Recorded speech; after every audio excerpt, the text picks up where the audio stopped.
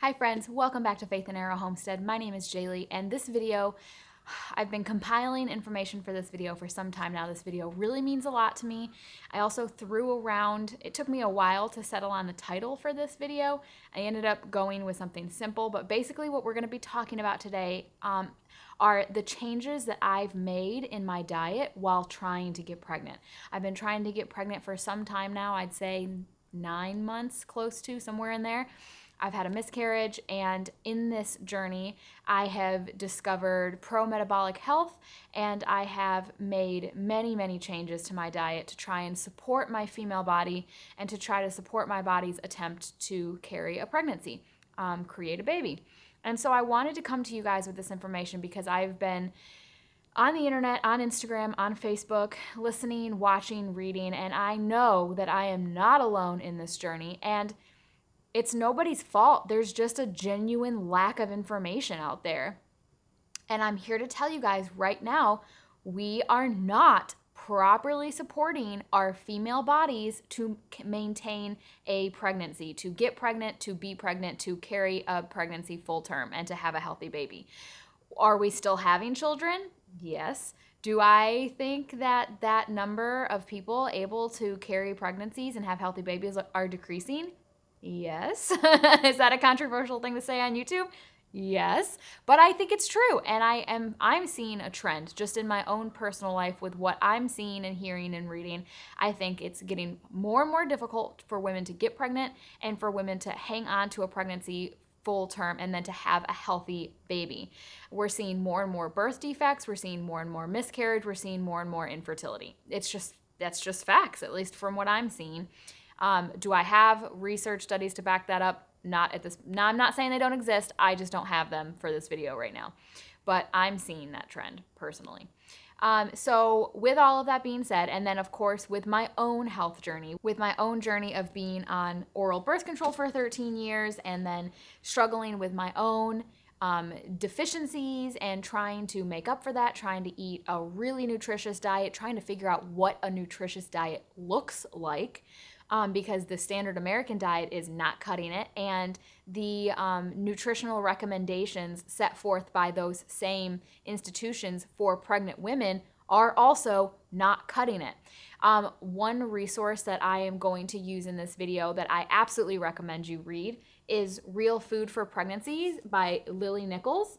She is incredible, and the information in this book is well-researched, well-written, irrefutable, excellent, excellent information. So if you do not have that book, I'll link it down in the description or go to your local library. It is a wonderful book.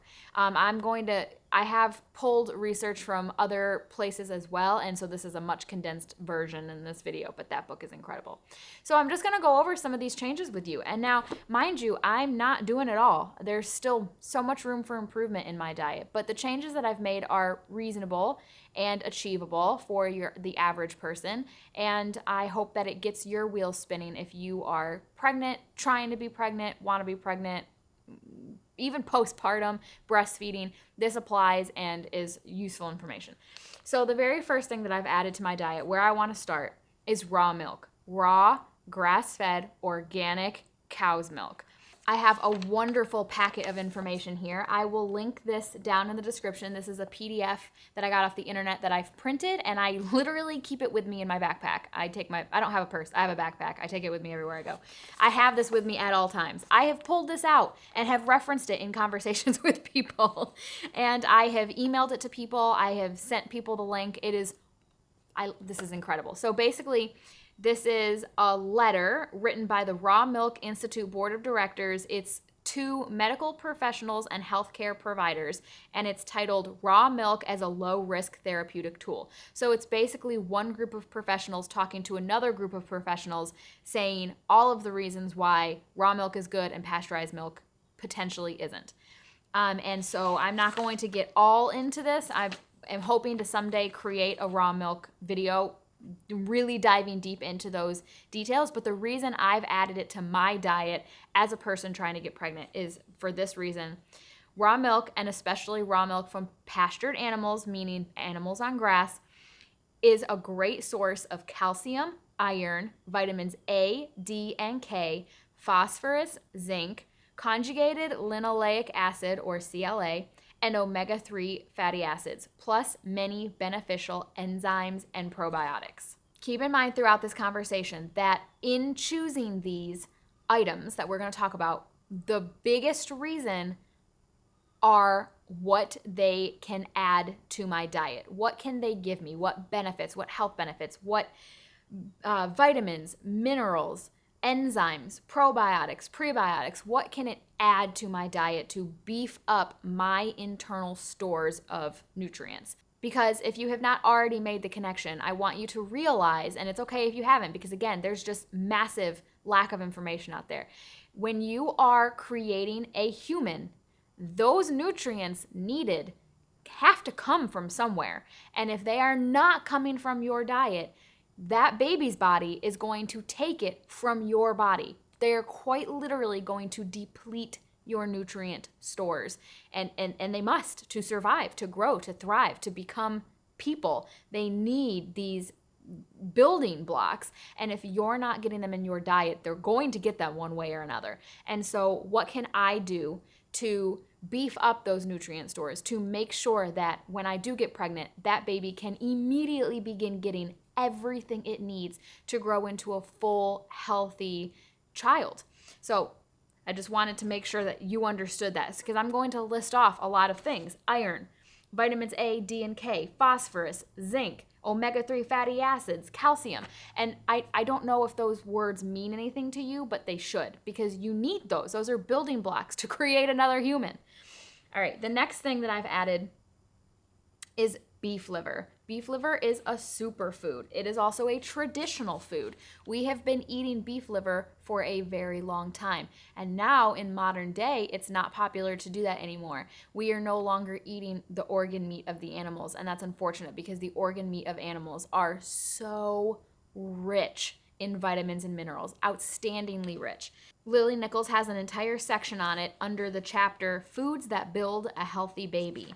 She starts by saying many people have described liver as nature's multivitamin. There are only two natural sources for choline, a very necessary nutrient for building a baby, and that's eggs and liver. It's the richest source of iron, but most importantly, it is I don't know how to say, hemi-iron.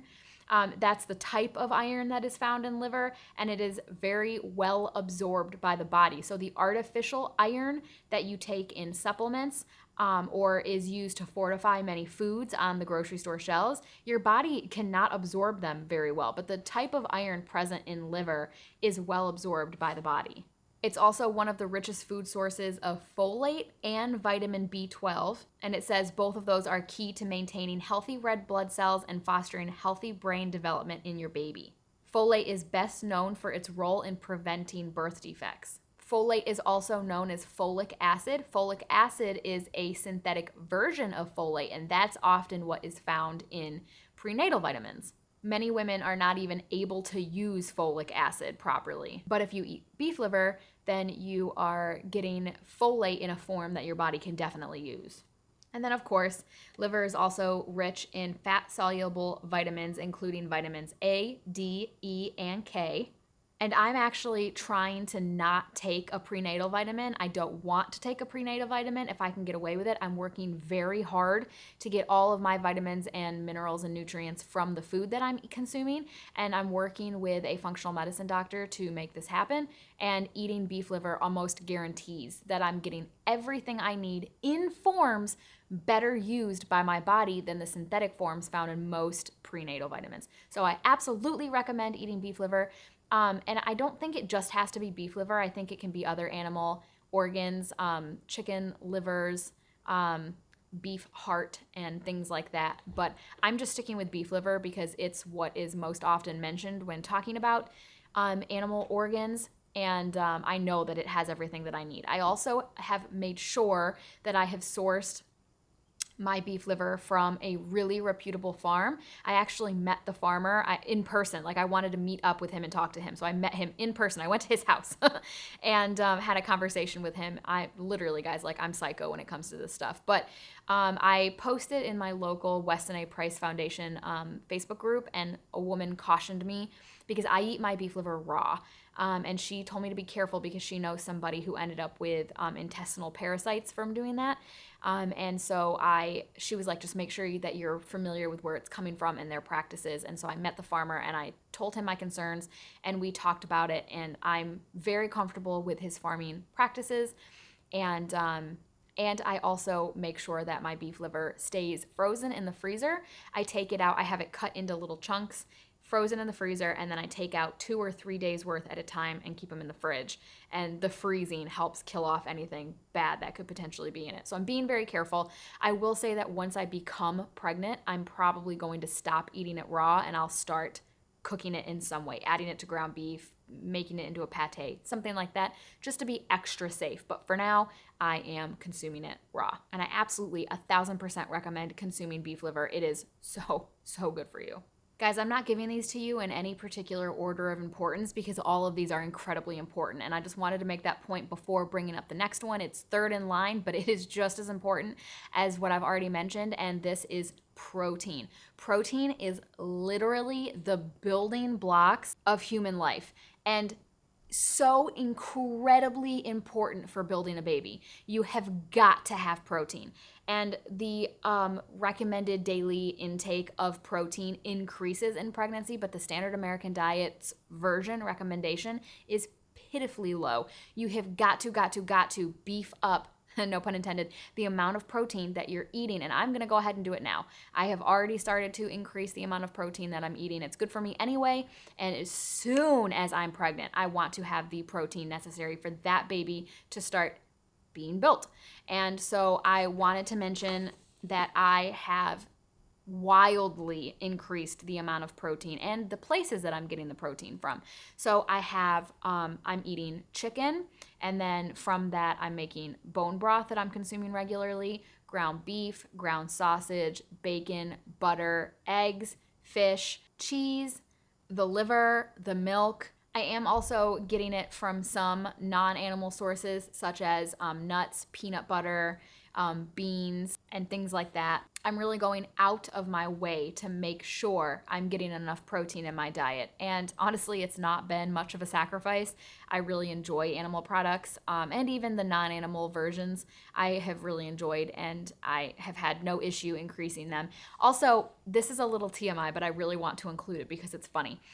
I have learned through my pro-metabolic journey that when you start eating in a way that supports your female body starts to express itself properly. And what I mean by that is you become softer, you become curvier, you become more that like quintessential female, curvy, just beautiful, the picture of like health and fertility that you have, that your body starts to become that when you are feeding it in a way that it is supporting all of those systems. Women, we are unique. We are beautifully and wonderfully made, and we are made to support life, to create life, to grow life. And our bodies, just from looking at them, should reflect that. And so it's true. And when I first heard that, I heard it in a podcast and I was like, that sounds a little woo-woo. But now that I'm living it, I'm literally, guys, like I've had people point it out to me. It's been almost a year now that I've been eating this way. We're nearing the end of September, and it was February that I started kind of eating more pro-metabolic, pro-reproductive health. And it's true. I really am curvier. I've always been, this is the TMI part, I've always been kind of lacking in the backside department. I've never been one to have a booty, and I do now. And so Tom and I have been calling it my butter butt because I've been eating so much butter, which is on the list. And butter is just a wonderful, wonderful source of many vitamins and minerals. And I don't skimp. I eat a lot of butter, you guys, like a lot. And so now that I have kind of a booty, we've been calling it my butter butt. But it's true, and it's because my body, it's growing and it's becoming this like really soft, curvy, beautiful, fertile place, and I'm here for it. And consuming the proper amount of protein is just helping support that. Along the same line, but I do have it mentioned separately, just animal products, which I know goes right along with protein, but I say that because animal products are wonderful, God-given, natural sources of vitamins and minerals. They are not synthetic. They are provided to the body in a way that is well used and well absorbed. And if you're a vegetarian or a vegan, I obviously have absolutely no place and no right to tell you to do anything different. Do you? But I have to say that the health benefits that come from consuming animal products responsibly, obviously fried chicken wings don't completely fall under this. Obviously, like, you're still going to get the protein from eating the chicken meat, but you've saturated it in seed oil, and so it's going to hurt you more than it's going to help you. That's not what I mean. But cooking up, one of my favorite dinners, homemade sloppy joe. I'm using ground beef. I'm always putting a little ground liver in there for some added liver benefit. Home canned tomato sauce, homegrown bell pepper, splash of Worcestershire, little bit of brown sugar, and you have got a protein rich, delicious, healthy dinner that is going to support and nourish your body. That's what I mean. And that kind of stuff, I mean, animal products just cannot be beat with the health benefits that they provide. I've added sardines to my diet. They're an excellent source of protein and omega-3 fatty acids. And fun fact, the smaller the fish, the less mercury that's going to be present, which I've done a lot of research on the mercury thing because I like fish and it feels good to eat fish, and I know about the health benefits, but also mercury kind of really scares me. And so I've read that obviously the bigger fish eat the smaller fish, and so you're going to have more mercury in the bigger fish. So the smaller the fish, the less mercury. I still do eat. I eat like salmon and mahi-mahi and things like that. I don't eat swordfish. I don't eat shark. Those are among the highest mercury content. But sardines and anchovies are going to be really low, and they're still excellent sources of protein and omega-3 fatty acids. Another one that I'm really excited to talk to you guys about, I have started consuming sourdough, which if you've been following me for some time, you know that. I've mentioned it several times. It's been a long time now that I've been consuming sourdough bread products, and it has been, I think I would have to say that actually consuming sourdough has given me the most noticeable difference in my health. The reason that sourdough is so excellent is because it helps balance your blood sugar because of its high fiber content. And so your body is able to use it properly and break it down slower and use it over a longer period of time. So this helps balance your blood sugar. When you consume regular white bread products from the grocery store, they get turned into sugar immediately. Your blood sugar goes way up, it spikes. That's what makes you feel like you've got the energy, but then it comes crashing back down. You crash, you feel like crap. And so consuming sourdough helps your body use that energy over a longer period of time. It takes it longer to break it down. And so your blood sugar doesn't spike, it stays more consistent, more balanced. And the big difference that I've seen from this, and guys, this has been crazy for me. I no longer have that feeling of when I start to get hungry, I get really shaky, I get really panicky, like I have to eat right now. I literally have got to put something in my mouth this second or I'm gonna pass out. I don't feel that way anymore. I have a very steady level of energy. When I start to feel hungry, of course I start to get those hunger cues, and that's normal, but I don't have this like jittery, panicky, shaky, I have to eat right now. It's more like okay, like I recognize I'm hungry. It's time to nourish my body. Like I'll make something. It's fine. I can take my time. I can make something nourishing. I don't have to rush and eat a candy bar really fast or I'm gonna die. And I hated feeling that way. I always used to, like, anytime I'd leave the house, I had to have a granola bar in my purse just in case. I'm not like that at all anymore. I can leave the house as long as I keep a running idea of, when I ate, when I'll want to eat. I can much more manageably eat and not feel panicky or controlled by it anymore. I'm sure that there are so many health benefits to sourdough, but the only other one that I've listed to tell you is the lactic acid present in sourdough actually increases antioxidants, and antioxidants are very important for your body. They help control the bad stuff coming into your body and help battle it and get it out of your body. And so antioxidants are great, and sourdough is a source of antioxidants. Next, we're going to talk about the adrenal cocktail. I have started consuming an adrenal cocktail around 10:30, 11 o'clock. I actually use it to take my beef liver because I swallow my little chunk of beef liver like a pill. And so I use my adrenal cocktail to do it. The orange juice, I don't know, it's just easy for me. So an adrenal cocktail is 2 parts orange juice to 1 part coconut water, organic, both if you can. And then I add in a little bit of Redmond's real salt, and I add in a little bit of cream of tartar. Now, the adrenal cocktail is called that because it's supposed to help with the adrenal fatigue caused by long-term stress. We all have stress. Just being pregnant is stressful on the body. Add to that just work stress and money stress, life stress, relational stress, all different kinds of stress, environmental stress on the body. We're all subjected to stress. And so your adrenals end up becoming fatigued over the course of time if that is not managed. And so the adrenal cocktail is supposed to support your adrenals.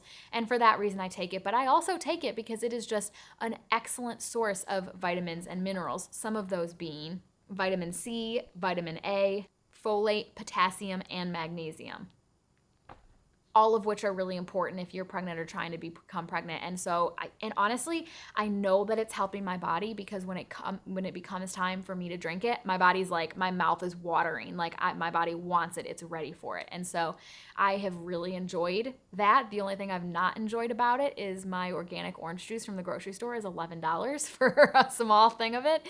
So that has sucked. But it's worth it 100%. I really, really enjoy having that in my diet. Next, I've not only increased my salt intake, but I have also started purchasing a really quality salt. I used Redmond's real salt. I'll have it linked down in the description. Salt is essential to human life. Like, you literally cannot survive without salt. You have to have it. And the regular table salt, that you just buy in the big blue tube from the grocery store, it's garbage. It does not support your health in any way. And when you start to worry about like increased sodium levels and stuff like that, that's kind of where you need to be careful because it doesn't have any of the other stuff in it to help your body. But salt is essential. It helps balance your fluid levels. It helps send nerve transmissions, and it keeps your cells functioning properly. And that's important even if you're not pregnant or trying to get pregnant, but it's of course especially important if you are. And so I do not shy away from the salt. I add it in when I'm cooking every time. I don't cut it out of baking recipes or cooking recipes. I include it. I add it where it's applicable. I also consume it in my adrenal cocktail. So I don't measure it, so I'm not exactly sure like how much I'm getting, but I haven't had any negative consequences from increasing the amount of salt, so I would say that I'm not consuming too much. I don't know what too much would be for me. So I'm just listening to my body and being careful not to overdo it on any of these things that I'm talking to you about, but I've been enjoying it. And when I'm adding, a big thing, and it's in the notes here, we'll talk about it more, but a big thing that I want you to learn how to do is listen to your body and listen to your body's cues. And mouth watering is actually a response from your brain. And so when I am consuming something that's literally making my mouth water, then I know that it is supporting my body. Now, that can still be true for things that are bad for you. Like, for example, a piece of cake can make your mouth water, but that's because your body becomes easily addicted to things like sugar and caffeine and other things like that. And so it can trick your body into giving you that salivary response, even though it's not actually going to support your body. So use your common sense. But like the adrenal cocktail, for example, like my mouth literally waters. And so I'm like, okay, my body likes this, it's enjoying it, it wants me to continue consuming it. And I've been feeling that way about salt. I'm not adverse to it. And I have had dishes be too salty. I've added too much salt on accident, and I've been like, oh, this is too salty. And I think that's my body being like, too much. And so I'm just listening to my body, and it's been my guide. The next thing I want to talk about is apple cider vinegar. If you are new to my channel, if this is the first video of mine that you're seeing, I've been seeing a functional medicine doctor. I've got a video up on my channel about that. And when I saw her to go over the results of my blood work, she had said that I was low in B vitamins. B vitamins come from animal products, of which I am consuming a lot.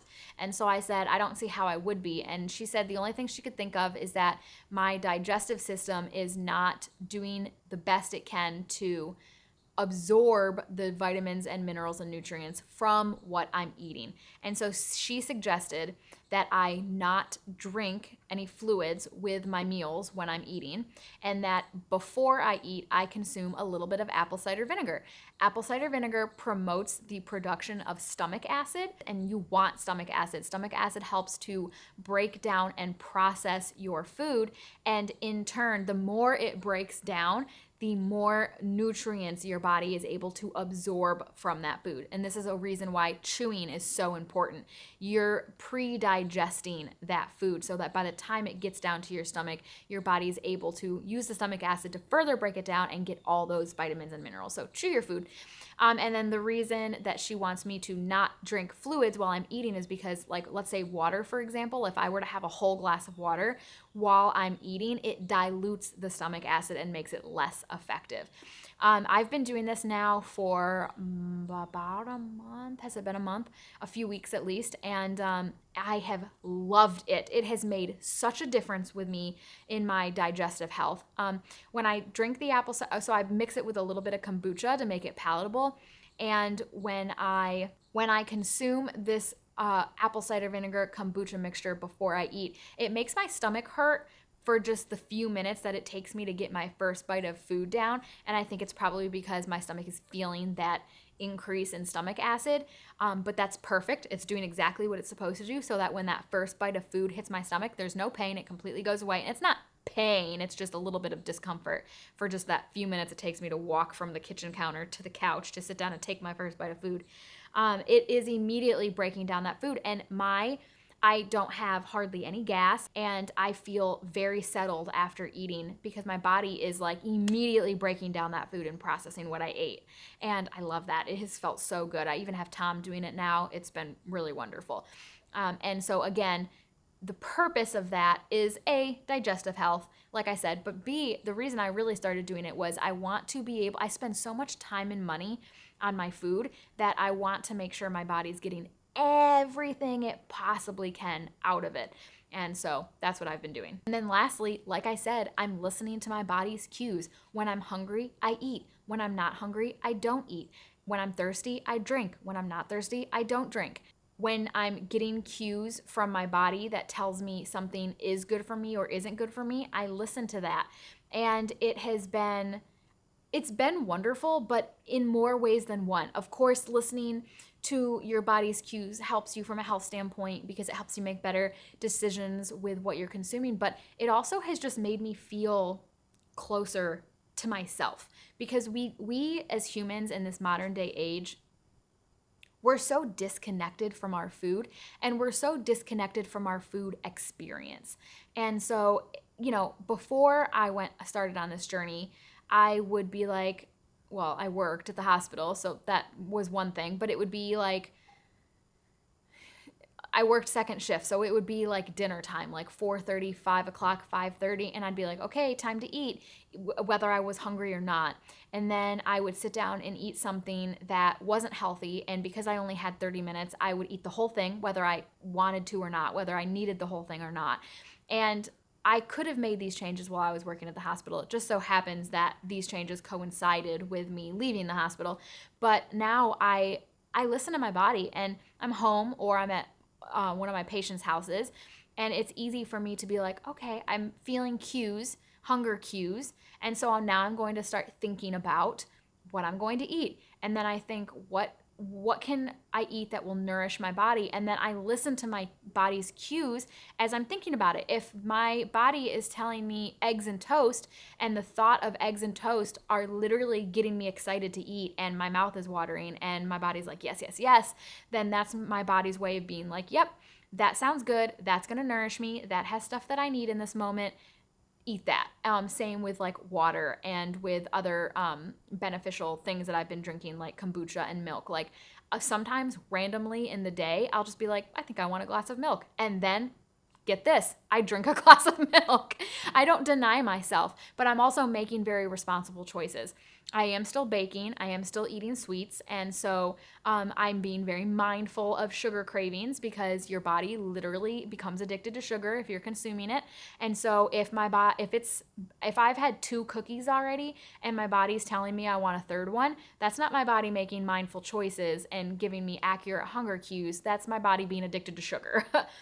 So maybe don't eat the third cookie, you know?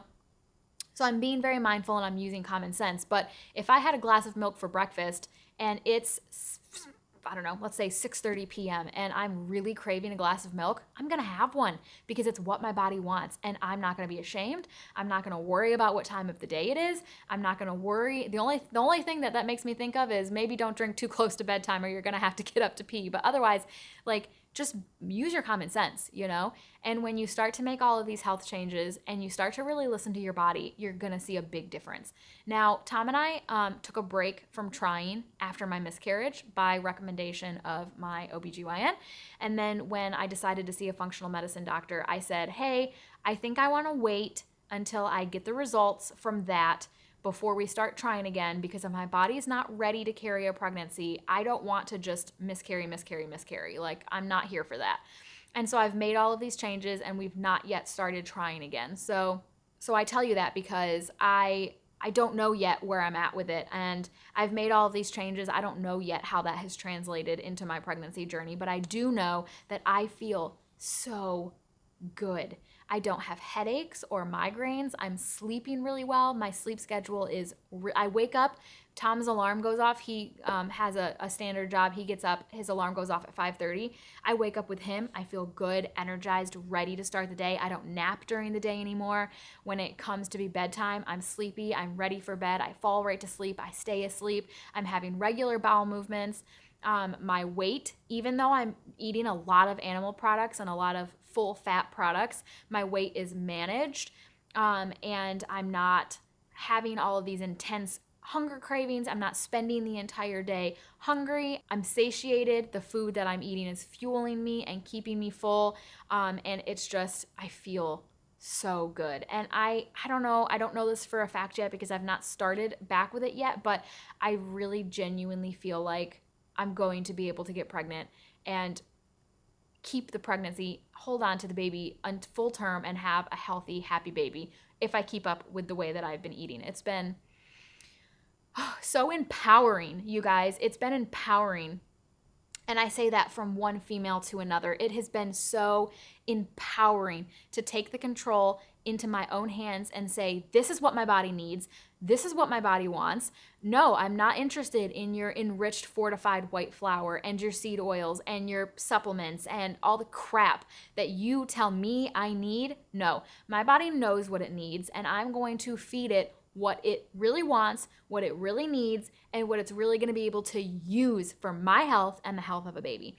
So I hope this made sense. It's a lot to talk about, and I'm working on being more eloquent when I have these conversations with people. So I hope that all of this made sense. If you have any questions, please leave them down in the comments. Let's talk about this.